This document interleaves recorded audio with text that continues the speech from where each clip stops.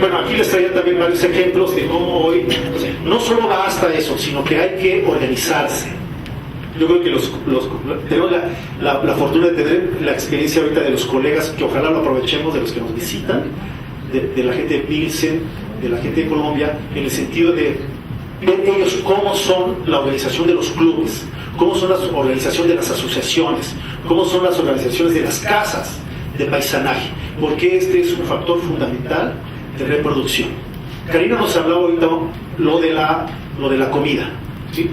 Pero si ustedes van a estas ciudades americanas, van a encontrar precisamente esa posibilidad de tener todos los elementos de esta formas de comer directamente sin ningún problema, ¿no? Ustedes van y tienen tortillas, tienen frijoles, etc., ¿no? Es decir, es esta diferencia cultural en el consumo de este tipo de productos. Entonces, la comida no solo es nutrientes, no solo es un consumo simplemente de satisfacer el hambre, sino que es, como dijo muy bien la doctora Karina, cultura, ¿sí? No es lo mismo comer unas enchiladas en la Huasteca, con chile de la Huasteca, a comer unas enchiladas en algún centro de aquí, de Sambos y de todo esto, ¿no? Donde es claramente diferenciado, ¿no?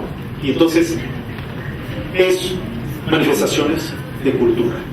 Esto ha traído como consecuencia, yo creo que algo de lo que tenemos que reflexionar en conjunto de todas estas experiencias, y es de algo que al principio se señalaba que en una de las diapositivas, y que es el concepto de ciudadanía, ¿sí?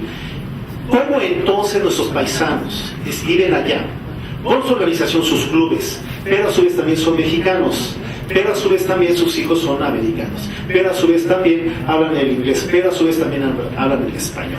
Entonces, tenemos que pensar entonces en cómo redefinir, reconstruir, analizar este nuevo concepto de ciudadanía a través de lo intercultural y a través de esto que llamamos lo transcultural, ¿no? De esa forma nosotros ya tendremos elementos más exactos que nos den esta posibilidad. Les traía varios ejemplos más precisos de este tipo de cosas, sobre todo con población indígena, que es generalmente la que más marca esto, en el sentido de que, por ejemplo, una de las entrevistas que hice, me comentaba un indígena otomí de aquí de la Sierra Otomí de Valencia. Cuando me fui, entré al taller y ya tenía mi trabajo y estaba trabajando en el taller. Entonces, que en eso veo a uno de mis paisanos, que era de mi pueblo, y le empecé a hablar en otomí. Y entonces él se escondió y se ocultó y no quiso hablarme.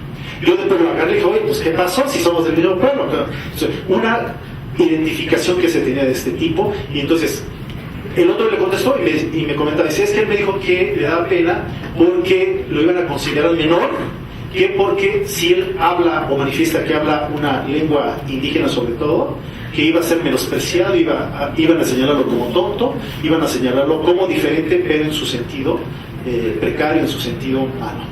Y entonces, uno de los puntos principales que yo creo que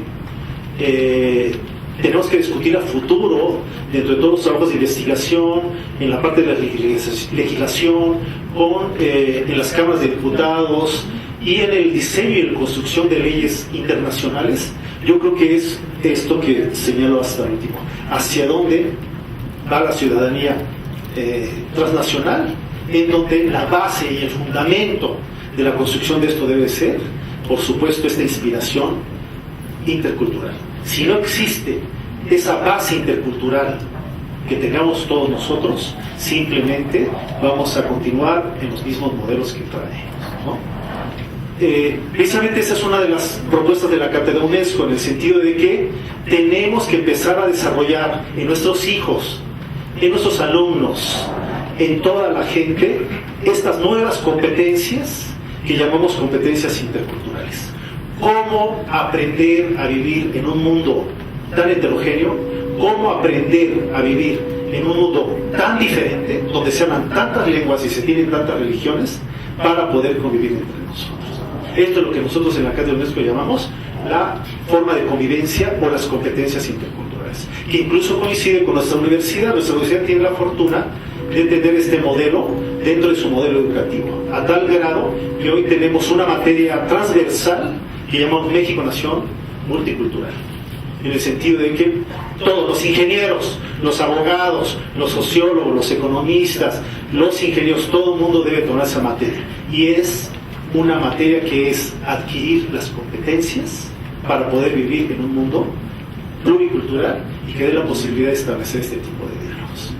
Esto es un poco la idea que yo traigo para platicar con ustedes, y que mis propuestas que yo traigo más específicas de cómo hacer esto más efectivo, precisamente a través de lo que yo creo que los políticos y los legisladores deben de plantearse para recuperar algo fundamental, que es lo único que no nos va a hacer diferentes en torno a los Estados-naciones, y que es de que todos tenemos como humanos derechos.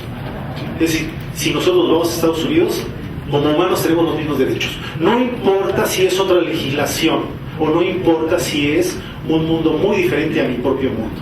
Como humanos, como comunidad humana, tenemos ese punto de partida. Y es cuando se empiezan a configurar precisamente los derechos humanos, se empiezan a configurar los derechos internacionales, en donde en forma neutra, podremos decirlo en este momento, estos derechos debemos de establecerlo en todos los diálogos a través de que se rompan y se abran estos diferentes estados-naciones. Muchas gracias.